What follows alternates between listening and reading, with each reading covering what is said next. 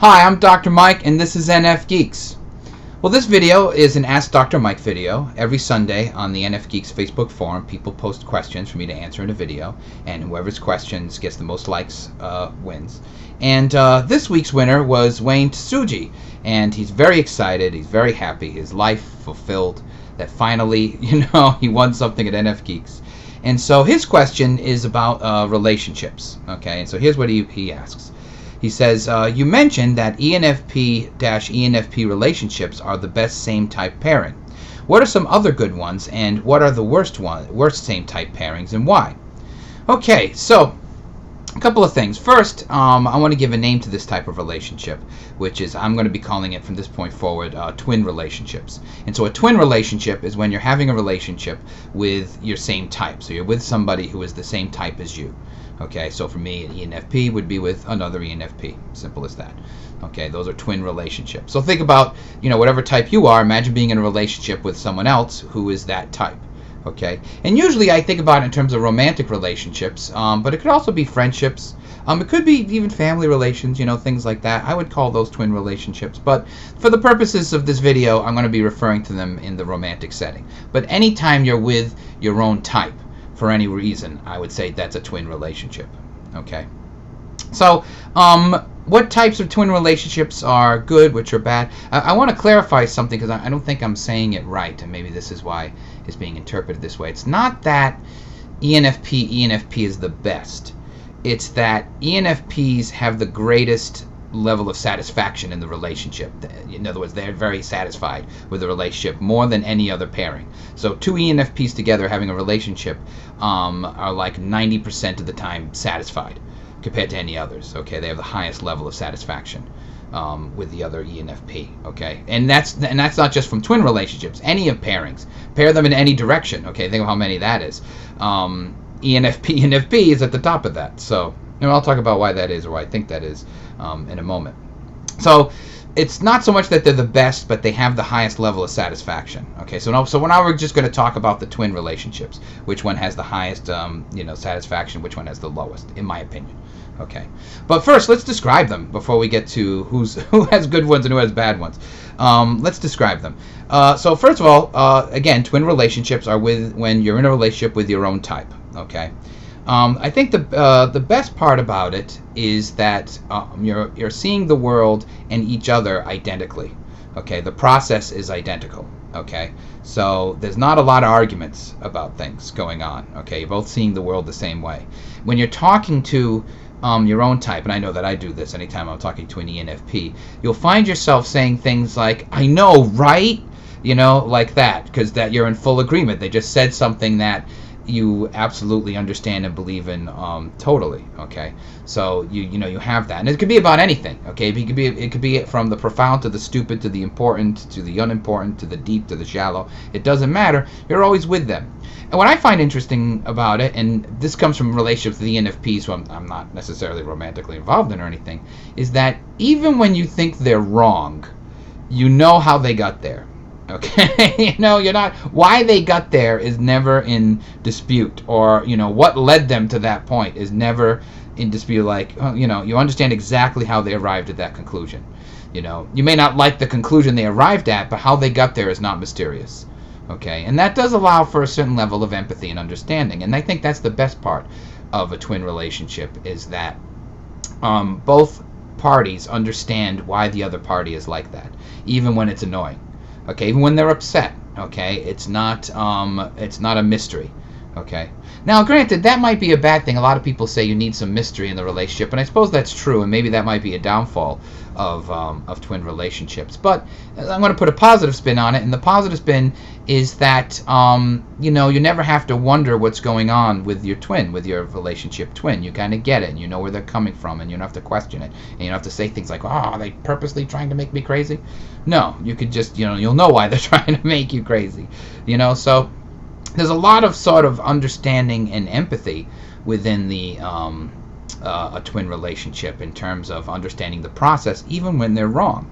Now, one of the good and bad things about that is that I think it's the most validating of the relationship. So if you're questioning yourself, and you're having some low self-esteem with yourself, the other twin can pipe in and say, no, it's okay to be this way because they understand why you are the way you are and why the way we are, whatever, is a good thing or a bad thing.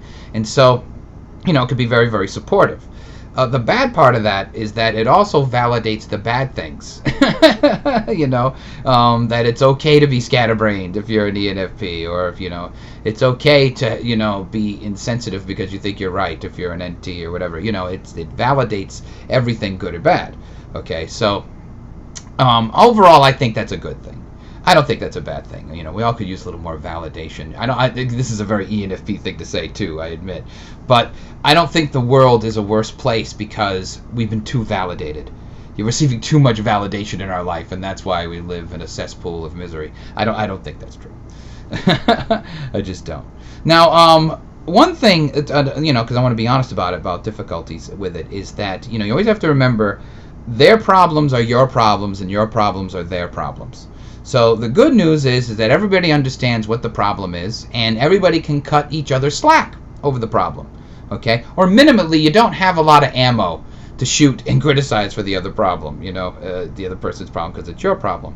The bad news is that there's nothing in the relationship to self-correct that within the relationship. There may be something outside of the relationship that forces the correction of both of you, to do something, all right, to make something happen. But there's nothing particularly within the relationship itself to do that.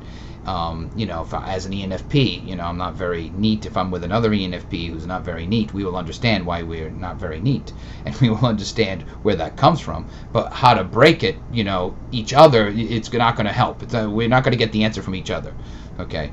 I might say, well, what should we do about cleaning up and having a neater life? And the other person might say, I don't know. You tell me. I have no idea. That's why sometimes having a different thing in relationships, a different type is good, because they can provide help and a balance. That's why I like INFJ, ENFP. There's a balance there. Each is giving the other something that they don't have, and that allows for growth. Two ENFPs would have love, but not know how to clean properly, pay anything on time, or, all the stuff that we do. But at the same time, the good news is that the other side sometimes can be accepting of those foibles, okay? But sometimes in twin relationships, it goes bad because you cannot accept the foibles of the other type, the other person, because it reminds them too much of you. So everything you hate in yourself, you're going to hate about the other person. And if you really hate yourself, and you really loathe yourself, and you really or there's something about you really hate, just one thing, it's going to be in them, and you're going to hate them, and you're going to hate it, okay? And you have to keep that in mind before you jump into a twin relationship with somebody. You better be accepting of your own type, whatever it is. You have to be accepting of being an ENTP or an ENFP or an ISFJ or whatever. You have to own it and accept it and like all of it and incorporate all of it, including the bad stuff. Otherwise, if you're in a twin relationship, you're going to be so pissed at the other person and it's going to be really horrible vitriol, because there are going to be things you hate about yourself that you can't stand, and you're going to project that out because you're going to see it, okay? I find, and if you want to see what your things are, or that if you're like this, and you are like this, everybody's like this to a degree, watch people of your own type on YouTube. Like, just pick, just type in whatever your type is, INTP, ENFJ, whatever. Just type it in and watch your own type and see what you like and what you don't like. And you might find that what you don't like about them is something that really kind of, really gets under your skin, I find when I watch ENFPs, when they start being a little flighty, I get very upset. Okay, I get. It's funny. This always happens with the NFP. I'll be like watching them. I'll be like, no, why are you talking like that? But I like that shirt though. That shirt was a good choice for today in light of the lighting and the, And I'm like, now stop being flighty. Don't talk about glitter. Don't, But things like that. So it's you'll find that you'll dislike things you dislike about yourself. So keep that in mind. Now you kind of exaggerating there. I actually don't mind when they talk flighty or whatever. A little bit. Sometimes they get a little upset, but not really that upset. But look for that, because whatever you don't like in them is what you don't like in yourself, and if you're with them in a relationship, it's going to be worse. It's one thing to be upset at a YouTube video that's 2 minutes long. It's another thing to be upset at a lover, or even a worse, a spouse. Yes, because there's a difference between lover and spouse, okay? Not exactly the same thing. So, there could be potential disaster with that, so keep that in mind. Now, one last thing before I get to actually answering the specifics of Wade's question is that, when you have two, because I've seen this with myself, when you have two people of the same type, okay, you end up taking on some of the opposite functions depending on what's needed in the relationship, okay? So in other words, so for example, if two ENFPs come together, one's going to be a little more extroverted than the other. One's going to take on the more introverted role. One's going to take on the more sensing role. One's going to take on the more thinking role. One's going to take on the more judging role. Okay, you're going to think about it in terms of temperament. In the ENFP relationships I have been with, I take on mostly an SJ role in the relationship. These are things we got to do. Let's do them. I take on that for the relationship to function. The other person sort of naturally takes on the SP role. Things like that. Or if one's more NF than the other one might be more NT, So there is sort of this weird sort of subtype thing that goes on where even though you're both the same type, you take on the roles of some of the other functions or other types even in order to create some kind of balance or function, so you're both not doing the same thing. I've seen that happen in every ENFP relationship I've had. It's been fascinating because of that. And I think that's good. One way, too, to see which way that's going to roll, I think, is to kind of think about the Enneagram, and specifically the functions of the instinctual, variations, those things that go on. What's interesting is that those things, on the forum, there's been sort of, which one are you? Are you social, sexual, self-preservation, that. And it seems to me that a lot of ENFPs start off with the sexual one. The sexual comes in at number 1, and then the other two, who knows which way they are. But a lot of ENFP, sexual, top of the order kind of thing. And me too, I'm one of those. So it's kind of funny that goes around with the ENFP. Just kind of cracks me up, that's all. Alright, so let's talk about which are better than others. I'd like to think they're all pretty good, and I do think they are all good. So this is just in relationship to twin relations. Which twin relation is a little easier going than the other twin relation, not necessarily to the whole system. I think that all twin relationships have really great potential, and I would encourage anybody to be in one, any of the types, to at least check it out, okay? Now, my first theory about thinking about this is that the perceiver types are going to have a better chance of survival and get along better than the judging types. So two perceivers, whatever that is, whether it's INFP, ESFP, ESFP, those have a better chance of being happier relationships than the judging. Okay, the judges would be, I'd say, on average, would be a little bit harder. Again, I still think it's a good match. I still think it's a good thing. But I think they would have a harder time because, very simply, they're judging each other. Okay, and they're a little more annoyed at each other, where the perceivers can kind of blow it off a little and like, oh, well, I don't think the judges can. And that's because I wouldn't say this is the worst, but the one that I've seen the most difficulty is INTJ, INTJ. Okay, that relationship is something. It's like, when it's bad, it's like watching a praying mantis eat another praying mantis. Okay, that's what it's like. And very similar, coming in at number 2, I would say, is INFJ, INFJ. Okay, and I think that's because they're particularly critical of the other, okay, and in pointing out where the other is wrong, and thinking that they're right and the other's wrong, and I think it gets a little like a shootout between the two of them. And again, it's not even that they don't understand. They understand, but I don't know. Maybe it's the hierarchy is in there, trying to be, the INTJ of the group, or the INFJ of the pair. I don't know. But the two pairs where I've seen the most sort of fighting is INTJ, INTJ. The worst is INTJ, INTJ. And then INFJ, INFJ after that.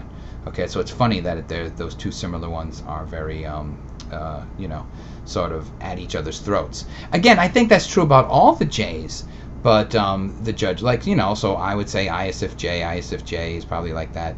But there is variations. I would say probably, now I haven't seen this relationship, so I'm guessing. I would probably put ENTJ at the bottom, unless they're sort of working together as a power couple. But even then, I could see them both fighting for control, the will. I doubt both of them would want to be one under the other, you know what I mean? So somehow if they're parallel, maybe, but I don't know. I'm not, I'm not hopeful for ENTJ and TJ. But I can see any SJ working out. Even ESTJ, although probably at the bottom of that list, the SJ list. But I can see that because, duty calls. And if people are doing what they're supposed to be doing, and they're helping each other, and they're creating a world and a family and doing those things, I can see an SJ, getting along with their twin if they're working together towards a greater society, whatever it is, that they're doing, even if it's just family. I could see that. I could see the SJs working it out. I think extroverts may have a better relationship than introverts. This is something I've been thinking about because and again, I'm sort of speculating on this one, that two introverts might, the energy may die out. Let me put it this way. The energy between two introverts may die out completely because they're not talking to each other.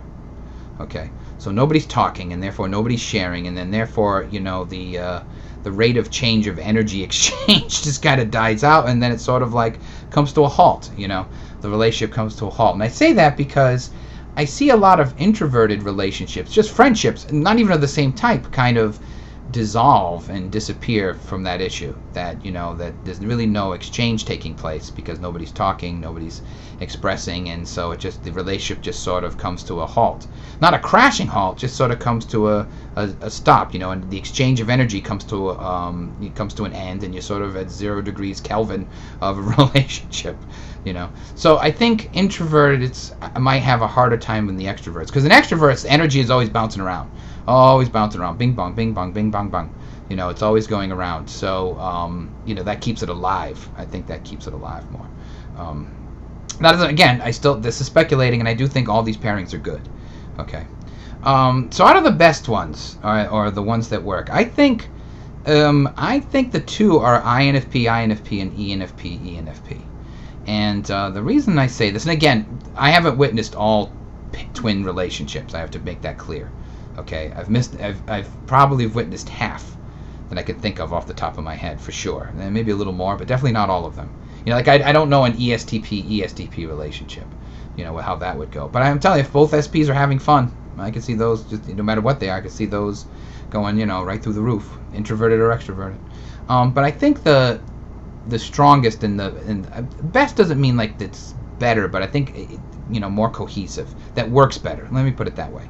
The two that work better is INFP, and ENFP. Now I think INFP, the reason why I think INFP is because every INFP I ever met that met another INFP loved that INFP. I mean, right away, okay? There was always something. There was only degrees of love. There was never like, I've never heard that. Every INFP just immediately was so happy to get in touch with that INFP and just to know them, So I think there's a real appreciation that goes on between them. So I think I would bet INFP would work out pretty well, even though they're introverted. I could see that. And I could see, I'll end on this, I could see ENFP. This makes total sense to me. And you know why I was thinking about this is that, ENFPs want to give a lot of validation and we want to receive a lot of validation. So it's perfect because both ENFPs want a lot of validation and both ENFPs get a lot of validation because the other one wants to give it as much as they want to get it. So it's perfect. Finally, validated the way we want to validate, and then giving a validation that isn't like, I don't want to hear it. It's taken right in. So I can see that perfectly going on. amongst a bunch of other things too. I could see that. I would personally speaking, and so again, I think that's why I think the validation thing is what makes it very happy for the two of them. All right, no matter what chaos is going on, they both feel validated the way they need to feel good about the relationship. So that's great. And also, okay, I'll say this: I'll ENFPs. A lot of ENFPs have that sexual thing first. That instinctual variant first. I can't see that being a problem for a relationship. So that's two things right there. If everyone's very happy, I can see that. But I also think that that even when it's supportive, the ENFP, even when it's supportive, okay, that's in a bad way. At least there can be happiness in the mess. Happiness in the scatterbrained. Happiness in whatever it is that's negative, because neither are judging of it. They're frustrated with it. We'd both be like, but it's not. They're not judging. It's your fault that the bills didn't get paid. Because the other one would say, yeah, I know, and no, I'm sorry. It would be fine. Like that. I know personally, for me, I would certainly be in an ENFP relationship. I would certainly give it a shot. I'll be honest, I've had flings with ENFPs, and the timing was just wrong, or whatever, for those relationships. But I saw all these things. I was very happy about it. I would there was nothing negative about the person or the ENFP. It was just the context that was wrong. That screwed it up. So saying that, I would gladly be with another ENFP in a relationship. I would put that in my top two. And you should too. If you're looking to date someone and you see somebody who's your twin, your twin relation, then go for it. What's the worst that'll happen? Just break up. We would have broke up anyway for any other relationship. But give it a shot. I do think it's a great pairing for any type. Even INTJ. I mean, I think an INTJ, if they weren't fighting, would be great. They'd love it with each other. I don't think it would be bad. I think it's one of the best pair. I would recommend an INTJ to be with an INTJ. In spite of what I said about the mantises, I would still do it. So go out there, find your twin. I don't think there's anything wrong with that. All right, so that's my answer. Thank you for watching. Come join the fun on the Facebook NFGeeks forum. Just look for NFGeeks discussion group and come join the fun. Also follow NFGeeks on Twitter and Tumblr. And don't forget, NFGeeks, that's where it's happening. So keep watching.